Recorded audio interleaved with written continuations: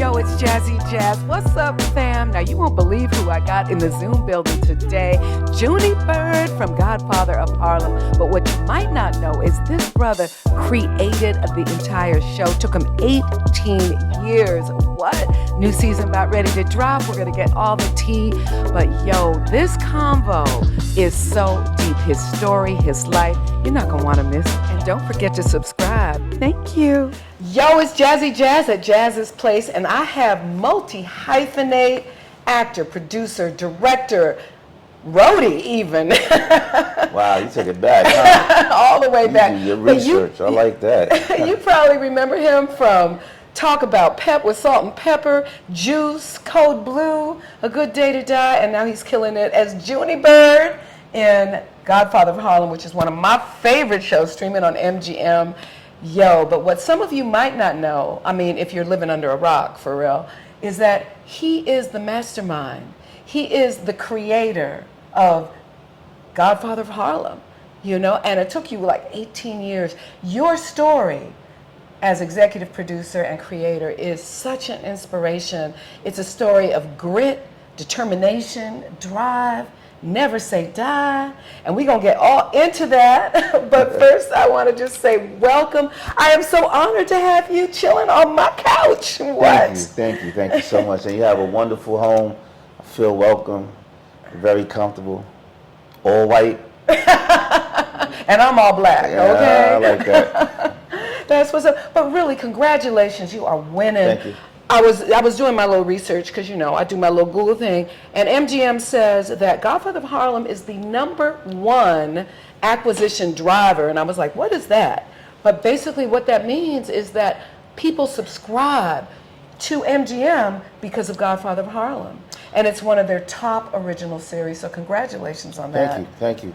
I mean, we were on a platform called Epix, and Epix is a smaller network that was under MGM, premium, and since Amazon acquired MGM in this portfolio, Epix dissolved and it has become MGM Plus. So, you know, even to be able to say that, you know, we're the #1 acquisition, it's like surreal, you know. Our viewership, 54% of it is African Americans, and that's beautiful to me. That means that not just only our skin folk watches this, you know, everybody watches this. And I think it's very important to me as a creator, as an actor, to not just categorize myself as a black actor. I wake up every day and look in the mirror, and I know I'm black, you know. I want to be a good actor, you know. You don't want to be able to say, okay, I'm only from one audience. You want to be for everyone. That's just my personal opinion. And I wanted this show to be for everyone to enjoy. You know, we're not just dealing with African American issues, we're dealing with issues in the world in 1963, 1964, 1965, whether it's Malcolm X, whether it's Robert Morgenthau, whether it's black on black crime and or black police brutality that's happening. I just wanted this show for everyone to watch it and enjoy it.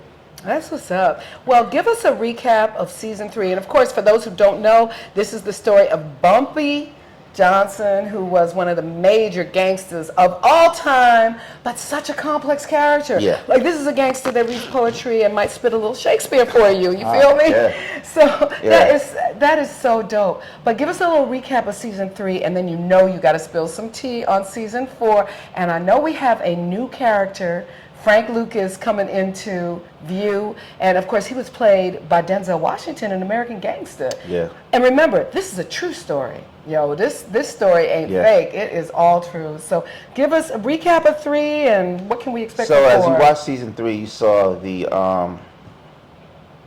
demise of Malcolm X. Malcolm X, rest in peace, rest in power. Got assassinated at the Autobahn Ballroom. Yeah. And the end of the season, you see the wonderful Jason Carville, who's Malcolm X, getting assassinated. And we left season 3 like, what's happening? What's next? Was it a conspiracy? Was it the nation? Was it the FBI? Was it the CIA? Who was it? And we opened up season 4, kind of like analyzing, being very analytical, like who was it? And I wanted to leave it open like that, and I'm glad the writers wanted it as well. So we're leaving the audience with the decision of who they think it is. You know, Right. this is not a education class that we are putting on television just to say, hey, we know the Nation of Islam did this, or hey, we know the FBI did it, or the CIA did it, or the NYPD. We're leaving it up to the audience, for the audience to make the decision. That's what's up. That's what's up. So we got Frank Lucas coming in. Oh yeah, Frank Lucas. You got to yeah. spill some tea about So 4 Frank now. Lucas- Spill some tea about Frank 4. Lucas will be involved in season 4 in a big way. We have a wonderful actor, name is Rome Flynn, who's playing Frank Lucas, and I love the way he's engulfing that character. Frank, at the time, is an individual who has a lot of ambition, who's coming to Harlem from the South, trying to get the American dream by any means necessary. Any means necessary. Yeah, and he clashes with Bumpy, but at the end of the day, seems like they kind of. Well, in reality, you know, this is not a Godfather is not a documentary. So this is about telling creative storytelling. So a lot of the stuff can be embellished. You know, in real life, Frank wasn't really a Bumpy Johnson fan, and Bumpy Johnson wasn't really a Frank Lucas fan. But for the art of television and telling a great story for the audience, we showed them kind of collaborating, but they weren't really a collaboration because everybody was competitive in Harlem at the time. Whether it was Nicky Barnes, whether it was Frank Lucas, whether it was Bumpy Johnson, whether it was the gangsters like Goldfinger and Jesse Gray and all these other guys that these old timers told me about. You know, New York Freddie Myers, even Frank Matthews. These guys were all competitive. They were all trying to get the American dream. Yeah, and you know, Bumpy goes hard against the Italians. Yeah. Like he don't play. My man he don't care that they're white. A lot of people might be intimidated by, you know, messing with the white folks. He is not. He don't play. He goes hard in the paint. And I know that intensifies in season 4, right? Oh yeah, I mean, because every season Bumpy has to find a way or make a way. I mean, he has a family to take care of. He has a community to take care of. We never wanted to like make Bumpy Johnson this hero, because at the end of the day, he's a dope dealer. I don't care how many book bags you bought for kids to go back to school, how many turkeys you bought during Thanksgiving to feed families. You're still a dope dealer. But he was a man that was troubled. And Malcolm was trying to help him transition into becoming a better man. Yeah. So we wanted to show his journey from going from numbers to selling doogie to saying I don't want to do this anymore. Doogie is heroin, y'all. Yeah, doogie is heroin. to where he's at right now, where he's in the kind of like that Bugsy Siegel world of gambling in Harlem, like the Vegas in Harlem. You'll see. You know, I think the interesting thing about Bumpy's character is he exemplifies cognitive dissonance, because on one level, he's, like you said, selling dope to the community, destroying families, destroying lives, feeding into that. We all know that, like in the 70s, particularly, the CIA flooded our community with, at that time, crack, but this was before then. And at the same time, he wants to uplift the community. So there's that constant dissonance that is exemplified in his character. What are your thoughts about that?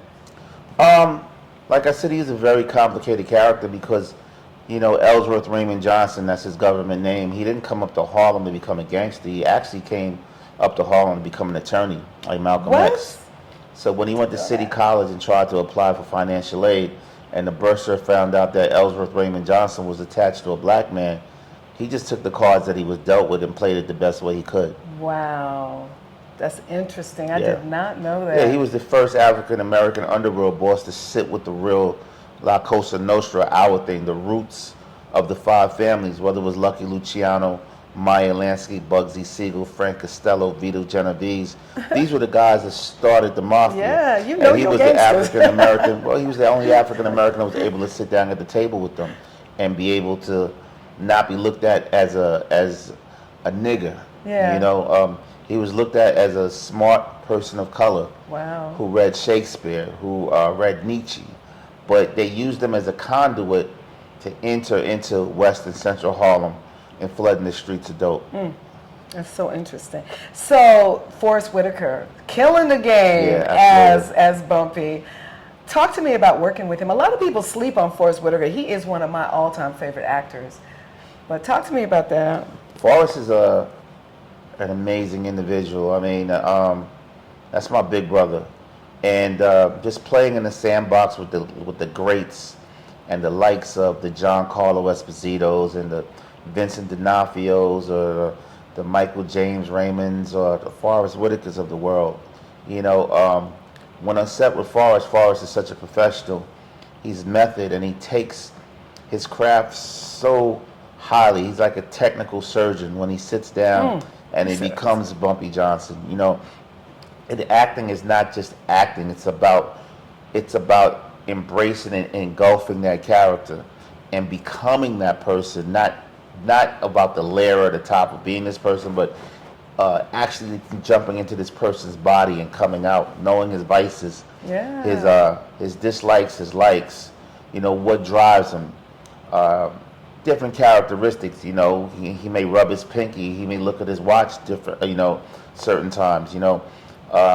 Fun fact about Bumpy was that Bumpy didn't drink alcohol. Interesting. So he just drank ginger ale. Like he didn't use any devices. He didn't smoke cigarettes. He didn't do drugs. And he didn't get high on his own supply. He didn't get high on his own supply. Yeah, and that kept him a couple of steps ahead of all the Italians. You know, by just not indulging, by coming out early in the morning time, being disciplined, handling his work, and going home at night and waking back up and doing the same routine and not getting lost in the streets.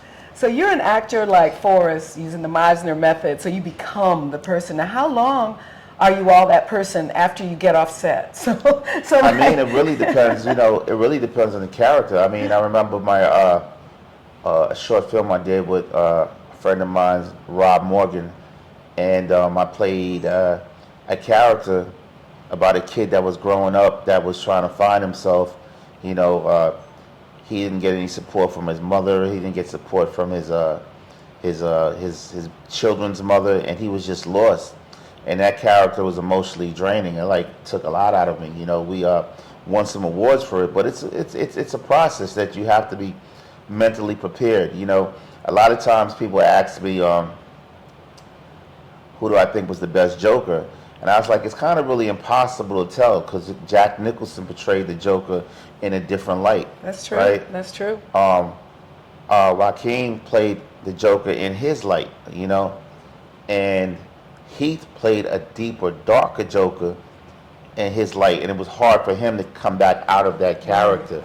So sometimes, you know, people really indulge in getting to that character. If you're playing somebody that's addicted, depending on the actor may really want to see what it is to be addicted and feel how that person would feel. Right. You know, so mentally you have to just be prepared for these type of roles. So has that ever messed up a date? Like you're still in character, you're out on a date, and then you know what really kind of like messes it up is that I'm so business orientated. Yeah. I'm just about what's next. Yeah. You know, it's good to live in the moment, but while you're living in the moment, someone else is preparing and getting themselves ready for their moment. You know, so I'm the type of person, I'm always working. I'm always thinking of being creative, right. Creating new projects, coming up with new IPs that may be sellable, you know, and things of that sort. That's what's up. Yeah. So the other thing in season 4, the Black Panther party, right? Yeah. Power to the people, off the pig, no more brothers in jail. Are you trying to get some spoilers here, huh? So tell me how the Black Panthers relate to Bumpy.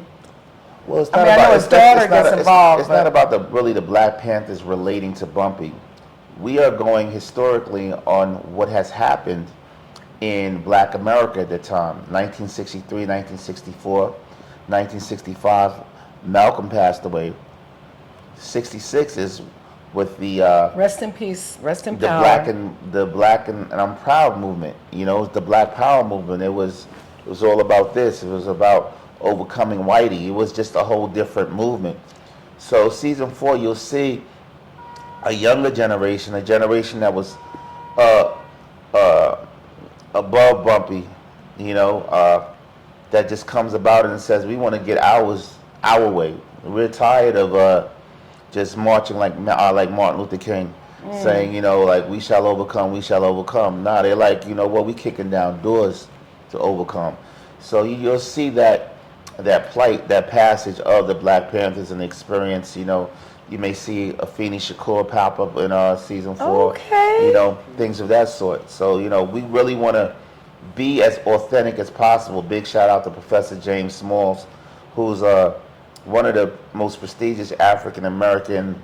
I could say he's our consigliere. He's our consultant, and he makes sure that, however the Black Panthers, how their berets are fit, how they move, shoulders up, things of that sort, you know, because he was there. He was actually Malcolm X's sister's bodyguard when Malcolm passed away.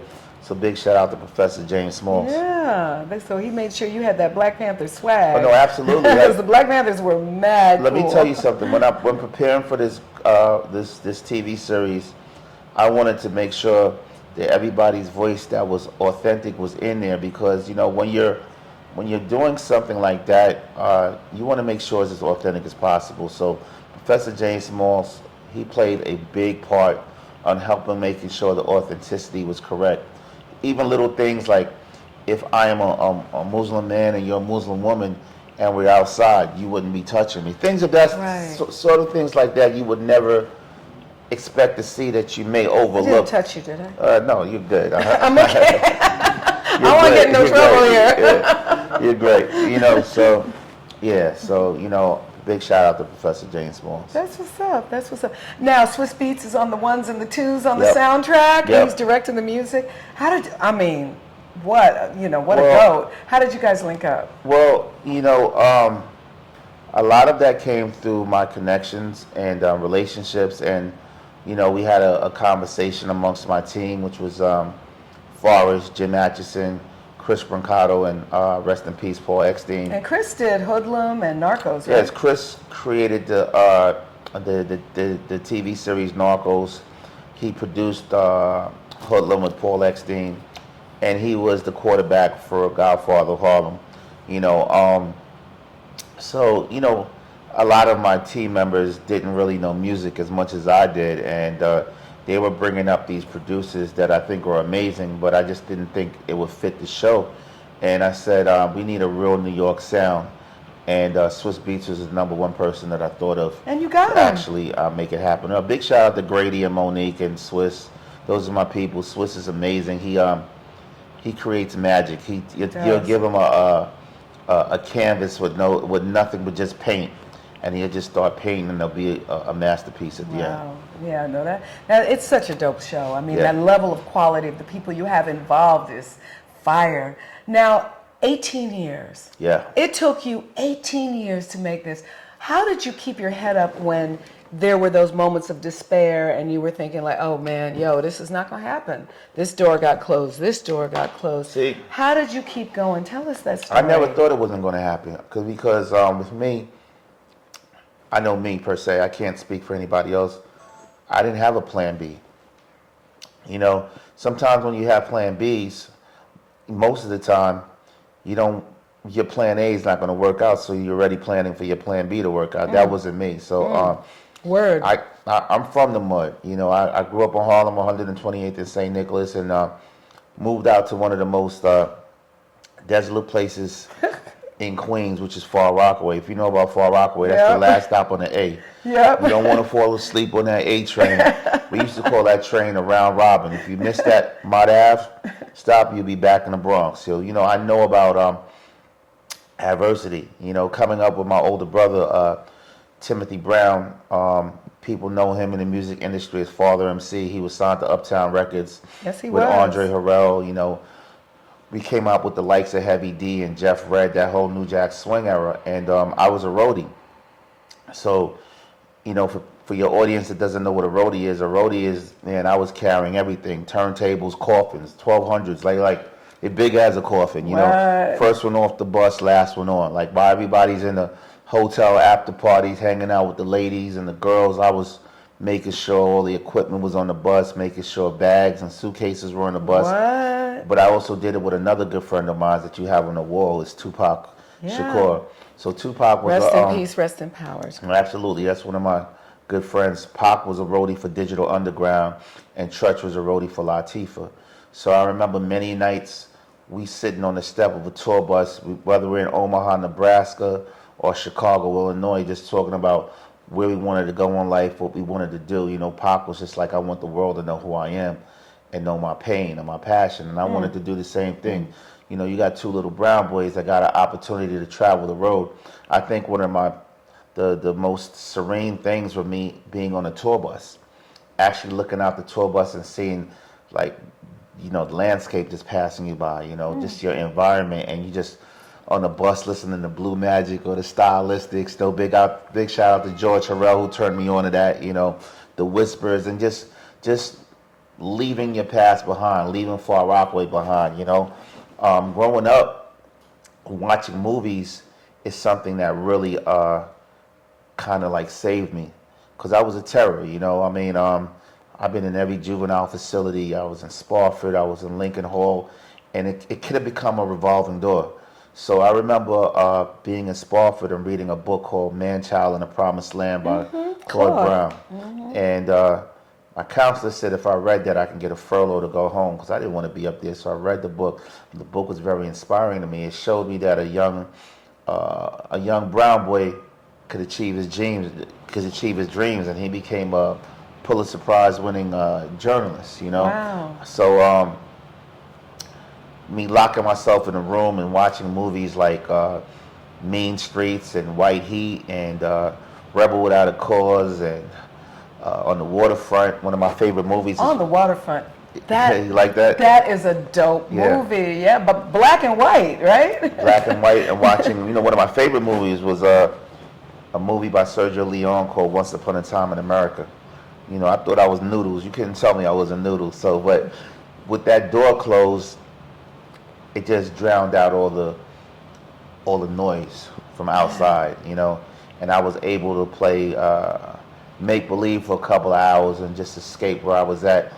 And you know, when my brother got signed to Uptown, he knew I was going down the wrong path, and he was like, "I want to bring you on the road." And he was able to show me a different world that a creator such as myself can be able to exist. And that was one of the reasons I really got into to the arts. And I remember after our first tour was with Candyman, Troop, High Five, Second to None, AMG. We were on tour with Jasmine Godwin. She had an album out, Rico Suave. I could go on, the list goes on. Lighter Shade of Brown. Like, we had fun. Like, I was on the road with Boyz II Men before they were Boyz II Men. They were just opening, you know. It was just an amazing experience, you know. Now, those are memories, but now it's time to keep making memories, you know. So that was something that would really, like, I love to indulge in, just watching movies. Yeah, so I mean, so your brother was like your MVP in life, wasn't he? He was an MVP, but I had to be my own MVP as well. Ooh, because okay, you know, period. No, I say that because it came a time, you know, my brother told me on his third album, we were in DC, he was like, "Yo, you fired," right? What? And it wasn't. That doesn't hurt though. But it wasn't out of being malicious. It was being the fact that he's basically telling me, I don't know where I'm going to get my other deal at. Okay, I don't know if I'm assigned to Busted Records, which is Hammer's Records, MC Hammer's label in Oakland. I don't know if I'm going with Luke in Miami, but it's time for you to leave the nest. Wow. And get on your own. But how did you take that? That had to hurt a little bit. I mean, it did. I mean, obviously, I didn't know where it was coming from. It was coming from a bad place, but it was really coming from out of concern. You know, he's like, it was time for you to move on. You can't just depend on me, you know what I'm saying, for the rest of your life. You're just hanging from my ankle. You have to create your own way, create your own personality. So how did you move on from that? Well, I was always into music at the time. I was signed to Whitney Houston's label. Whitney Houston used to have a label called A Better Place Records, Nippy Inc. She was signed to Elektra. It was an Elektra Records deal with Merlin Bob and Sylvia Rowan at the time, and they had a group called Sunday.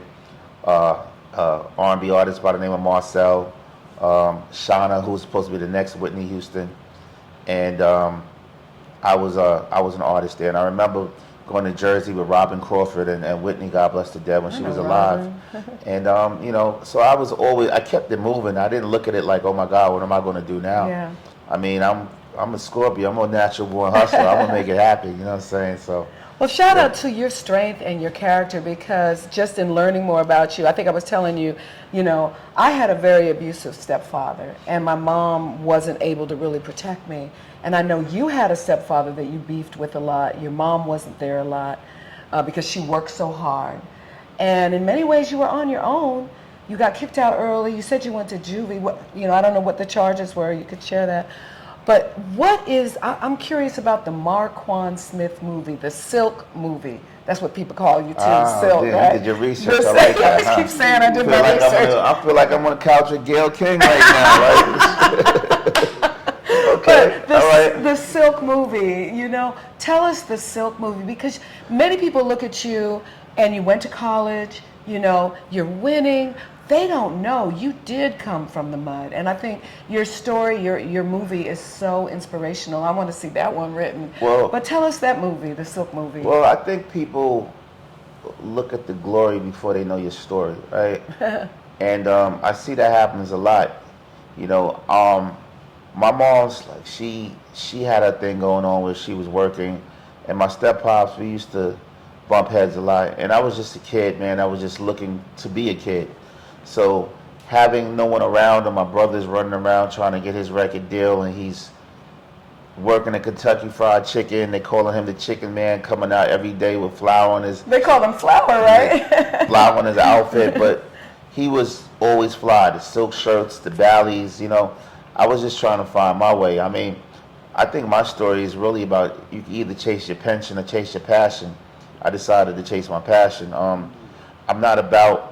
I tell people every day, like, and this is one of my favorite things I love to tell people, that they don't have bunk beds in the graveyard. And what I mean by saying is I can't call you Jasmine tomorrow and say, yeah, the Grim Reaper said he's ready for us to go. You're going to be like, nigga, nah, he telling you to go, not me to go. That's why I said there's no bunk beds. Like, you have to look in life like, if God blesses me with 30 more summers, I'll be very happy and grateful, So my story is about just never giving up. And I know it sounds cliches, but you could do what you want to do. It's like this, right? If you knock on that door and it doesn't open for you, go to Home Depot, get some wood and create your own door. Woo! Build your own door, So that's... Word. That's what Facts. That's what I'm on. I've always been like that, I don't... Now, how old were you when you were kind of on your own? Oh, man, I've been on my own, man, since I was 16, 17, 18. Yeah. Seems like I was always in a place of solace, like, by myself. And I'm an extrovert with introverted qualities, I love to be social, but I can also say, I'm ready just to read a book or be by myself or watch a movie or just think of being creative, People look at things and say, hey, you made it. No, I didn't make it. I'm still creating. I'm still... have some wonderful IP that I'm working on, and I'm still driving. I love that. I think I love you. But a lot of people always say, like, I tell people, and I hate this. This is one of my pet peeves when people ask me to put them on, or can you hook me up? Because no one hooked me up. I had to audition for my own role. I wasn't just an executive producer and say, hey, I want a role. Chris Brancato made me go out there and audition. And when they put me in on the 0 day, the 0 day is when there's no budget actually starting to happen, but it's about to happen. In technical terms, the studio and the network flew down the next day and said he looks good in camera. Let's renegotiate his deal. So nothing was given to me. So when people start asking me questions like that, put me on, I don't respect them, because you know what? You want microwave success, but I want the success that's seasoned up overnight, Marinated, I want to marinate. I want that success. Inject that into the, what I'm saying? Inject that nice flavor into the turkey, Make it happen, and it really is a turnoff to me, because I'm looking at you like, Dang, I thought I was going to get a role, Markuann. Oh, man. I was trying to migrate, You better pay your SAG dues, what I'm saying? For real, but it's the truth, because if I'm out here marching with my fellow SAG members during this one of the longest strikes ever, almost Yeah, 19 months. that's I think it was facts. about 19 months. How am I going to respect you for you telling me to put you on? That's just like someone is in the NBA. Oh, yo, just put me on so I can hit a couple of jump shots. Like, and you got to put the work in Put to in the get to work. where you at. That's you because know? that's what you did. So Yeah. you respect other people who Yeah. take that same journey. I feel Absolutely. I feel you on that. I can't believe 18 years, that's a whole lifetime to bring Godfather to Harlem to the Well, screen. I just, it's really powerful. It was a story behind the You 18 gotta do, years. you know you gotta do your life. You gotta write your life. I'm actually trying to look for a publishing company. So if there are any publishing companies out here that are listening to this or watching this, whether it's Simon & Schuster, Random House, Penguin Books, I'm looking to do some more inspiration because Come on, Penguin. I don't know how much time you have, but I can tell you the journey started in Lenox Terrace, down the street from you, when I used to go up there to see my godmother, Margaret Johnson. And every Sunday I used to go up there, and she used to tell me these magical stories about Harlem. It just became addicting. Sunday I want to go up there and sit down with my godmother. And she used to tell me how she used to walk out of a tenement building and smell fresh laundry hanging out of a window, or walk past 125th Street, look up and see James Brown's name on a marquee, Wow. or walk past Sugar Ray Robinson's shop and see his pink Cadillac, or you might see Nat King Cole outside, or hear Sam Cooke's voice coming out of a transistor radio. But she used to also tell me about how African Americans have migrated from the South, trying to escape Bull Connor's dogs, his water hoses. That part, But the it Great was Migration. They call it still the Great- racism. Like, it was Yeah. very tumultuous for us. Tumultuous for, I don't know the words. How tumultuous. Tumultuous? Tumultuous. Tumultuous. There you go. Tumultuous. Tumultuous. It was very tumultuous for us. And, you know, to do something as simple as purchase a hat. The store owner might say, you know, you need to put this shower cap on your head because I don't want this hat to touch your black scalp.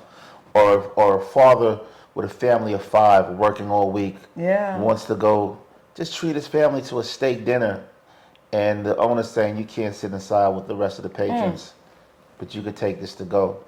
Then she told me about her Yo. grandfather, who was Ellsworth Raymond Johnson, who's from Charleston, South Carolina. He was a Geechee Gullah who came up here, like I said, not to be a gangster, but to become an attorney. And you know how smart he was. The warden at Alcatraz said he had the highest IQ you ever saw for a color person. There's rumors he beat Bobby Fischer in chess. He has Damn. self-published poetry. So I made her a promise over 18 years ago to get the real story of who her grandfather was, who raised her as a father. So Demi Singleton in Godfather of Harlem, the young lady who played Serena Williams, that's Yeah. actually my godmother, Margaret Johnson's character. Wow. God bless the dead. Wow. Well, bless you for Thank you. all of this work. Now, what is next for Markuann Silksmith? Oh man, life has been very good. It's been a lot of roller coasters, but I'm actually working on a couple of projects. I'm working with Joe Morton on a project that's I'm really excited about. I can't really talk about it right now, but Well, you can spill a little tea. You know, just- you gotta show us a little love. just think it's a project about the nation's capital in the years of 85 to 1990, you know, and about Reaganomics, capitalism, socialism, things of that Ooh, sort. that's gonna be deep. Yeah, you I know. love it. And also I'm working on the C Murder documentary. I just spoke to C. Oh, I'm so here for that. I just spoke to C Murder maybe about last week. We were talking, and it's really about Free C Murder, for real. It's really about his journey. It's a long walk about the history of New Orleans and prison reform and the racism that was happening out there. You know, I'm also doing the Donald Goines series with a brother by the name of Sasha Jenkins Nice. and a couple of other friends. You know, I'm just working, man, staying busy. Donald Goines is brilliant. Yeah, I'm staying busy. I have 2 movies I'm in that's coming out. One is with Tommy Davidson and Jess Hilarious. It's called The Realtor. It was fun shooting Look that. out for that. That sounds funny. It was fun shooting that. And I have another project with the great Lou Gossett Jr., RIP. It's called Sin. I play an attorney by the name of Steven Tyler, and that'll be coming out as well. And I'm in a short film. It's called The Heart I See, I believe that's the title, but we start shooting that in Atlanta in a couple of weeks. Wow, So you are just killing the filmmaker. game. Yeah. You are killing the game. Congratulations on Thank all you. of that. Now, I got to ask for my ladies. Are you booed up? Are you cuffed up? Or can they slide in the DMs? No, I don't take sliding in the DMs. Oh, you know, no so- sliding in the DMs, I y'all. mean, Can't. Sorry. yeah, sliding in the DMs gets kind of scary. You know, it's just like I don't want to be Me Too'd or anything like that because you might get something back you don't want to see. Wait, what's the scariest slide you got in your DMs? I mean, to be honest with you, like relationships are so tricky nowadays. You just never know what's happening, what's going on. I don't like even talking about relationships because it's just so. It can be so one-sided. You don't know who's real or who's not real, who's liking you for you or who's not liking you for you. That's true. So, Clout chasing is real. It's real. Clout chasing and is real. In the age of social media, man, it's just like you got these keyboard gangsters never came outside that's willing to talk shit about you or Thumb warriors. Yeah, that's what I call them, thumb warriors. Yeah. So So we were talking about you have been on probation, and probation is a system that's really set up to send folks back. Yeah. You've been in Spofford. Just talk to us about that. Well, I mean, first let me ask you, it's a two-part question. Being on probation sucks. It's almost like it's set up for you to fail. And when you start seeing people with these astronomical numbers like you're in 10 years probation or 15 years probation or 20 years probation, it's just crazy to me. Yeah? I was on federal probation for 3 years, and it was like one of the worst things ever. It's almost like you'd rather be incarcerated because it's such a violation. You have a federal parole officer coming to your home and looking at your home, like looking at the blueprint, making sure all the exits are at. I remember one time I was just in the basement of my mother's house, and that's where I was staying at the time, and my federal probation officer came. Shout out to Kenneth Wong, you know what I'm saying? Like, he came down and he was like asking, so who's this guy sitting next to you? Like Damn. very invasive. It's just not a good feeling. I mean, I understand there has to be a land with laws, but I think everything is done in moderation. That part. And it was just crazy to me. Well, just shout out to the Reform Alliance. That's the organization started up by Meek Mill and Jay-Z. They're trying to reform probation because you can go back to jail for missing a meeting. You can go back to jail because the bus didn't run, on time. Like, it's ridiculous. And you have these private prisons that make money over people being incarcerated. So it's in their interest to keep that revolving door going. So, and then you were talking about Spofford. You were talking about that. Yeah, I have a documentary that I'm doing called The Lords of Spofford, and Spofford was if you're from the New York City area, Spofford was like a rite of passage for young men up to the age of 16, 17 years old, and I think it was 16 at the time, and I remember going to B2. That's one of the facilities in Spofford, and just the things that I saw, it was just, it's almost like PTSD, and it can become a revolving door, like I said earlier. I mean, the likes of people that came through Spofford are famous. Mike Tyson was in Spofford. Shout out to Yusuf, Raymond, Corey, Central Park 5, they were in Spofford. And the list goes on. People know that was the place to go. It was like, I've been to Spofford, I've been to Beach House. And then I transitioned it was called Division of Youth at the time. I transitioned going to Lincoln Hall, which is upstate New York. And, like the book I read earlier that I was telling you I had to read, Claude Brown, Man, Child in the Promised Land. These were the type of facilities that he had mentioned in the book, from Wiltwick and Warwick and all these facilities. So what were some of the kinds of things you saw going down in Spofford? What was the worst thing you saw? I mean, what was the worst thing? I mean, I've seen people attacked with pool balls and socks. I've seen fights. I mean, not even fights. I mean, beatdowns. I've seen counselors addressing kids in a manner that they shouldn't be addressing kids. They probably wouldn't address their kids like that. I see mental illness. Going untreated. They had a dorm E6 where I remember there was this this inmate, or that's what we really were.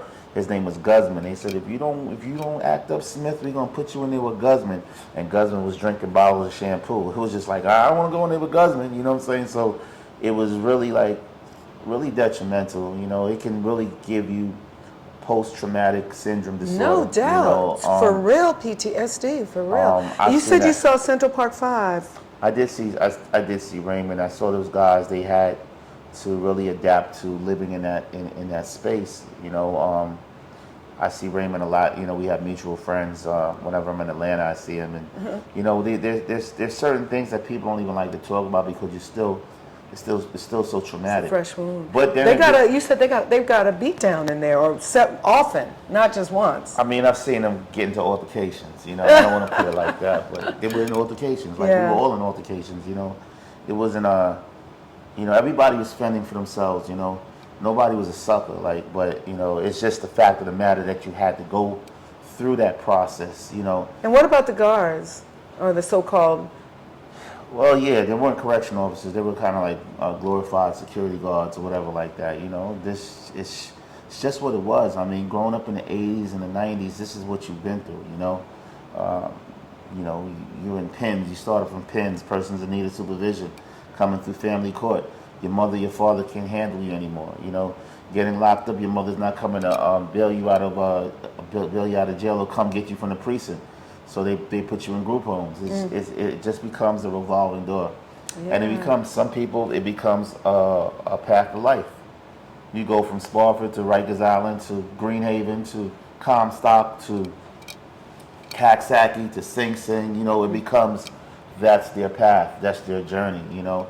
Fortunately, I didn't have to take that path. I think the last time I got in trouble, I was in the SDNY, that's the Southern District of New York, 500 Pearl Street. They call it Castle Grayskull.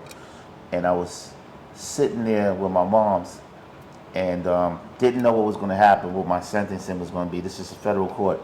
And it's real when it says the United States of America versus you. It's not the state of New York, it's the USA versus you, whoever the USA AD is or whatever like that. And what's so crazy is when I got incarcerated, I have a tattoo that says only God can judge me.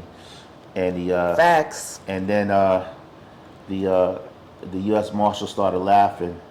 Oh, we'll see that we'll see when the U.S. magistrate says who can judge you. You know what I'm saying? Only God can judge you. Laughing. And it was really like an old English type of old system. You know, like they might as well had those like white wigs that they wore back in the days in England.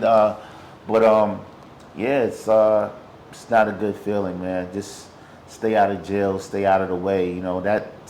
So this goes back to my story, right? I don't want to drift off. And I'm sitting on a bench, ear hustling. See this Italian guy comes out, and he's talking to his attorney. So I'm listening. I have 2 pairs of shorts on, 2 sweatpants on, because I don't know if they're gonna keep me or not. And he says to his wife, "Hey, this is my lawyer. He got me 83 months. Great deal." I said, 83 months? Wait, 12 months is a year, 24 months is 2 years, 36 is 3 years, because that's how the federal government sentence you in months due to your whatever type of federal guidelines you are, whatever point. It's a point system. And you know, I've known guys that got 250 months. It's like a lifetime. 360 months. I know, it's a lifetime. To 100 months, you know. So, you know, and it can start off with probation that can just actually lead you to that, you know. So you might start off having a 3-year probation, and then all of a sudden you get in trouble, and it's like, you know what, this 3-year probation turns into time or added time to your probation. Yeah. Well, thank you for sharing that with us. Thank you problem. for sharing that with us. And it's a system we really have to reform because disproportionately affects our people. And like you said, when they do that kind of time, you get PTSD. It changes your whole life, you know? I mean, and look at you. I mean, you overcame that. Your strength. It still affects me in a way because I remember there was a line that Jay-Z said. He said, you know, he can't party anymore. He can't dance. He has to wear a vest. Like, you shoot me, you're famous. I shoot you, you're brainless. And this is real even as a celebrity or someone in the public eye. I don't like to party. I don't like to be. So that's my PTSD, because I know everything that I worked hard for could be thrown away in a blink of an eye. It's like every move is a calculated step. So I try not to put myself in situations or things like that where it can be something that makes me snap, like, oh, this guy thinks that he's trying to whatever, and it's my ego and my manhood kicking in. So, most of the time I'm by myself a lot, because it really can affect you. I can imagine. For life. For life. Yeah. Well, thank you for sharing that. Thank you. I'm just here trying to make, be great. Well, you are great, and it has been an honor to talk with you. Y'all make sure you look out for season 4 of Godfather in Harlem, coming soon. It's in production right now. And really, thank you so much for stopping by. Thank you for welcoming me into your home with your beautiful spread and my strawberry lemonade. We had to have a strawberry lemonade. And there's no alcohol in that, y'all. Yep, none at all. Do you not drink? You don't drink alcohol? I do, but I do it in moderation, not when I'm driving. Don't drink and drive. That's facts. That's facts. Yeah. Thank you so much again. Thank you for having me. Congratulations on who you are and then the success, professionally and personally. Thank you. And to your audience, I tell people all the time, never give up on your dreams, your hopes and aspirations. Never let anybody steer you from your vision, whether it's your mother, your father, your children. Remember, you only got one life to live. YOLO, for real, for real. Some pearls for you. Thank you so much. Ciao. Bye.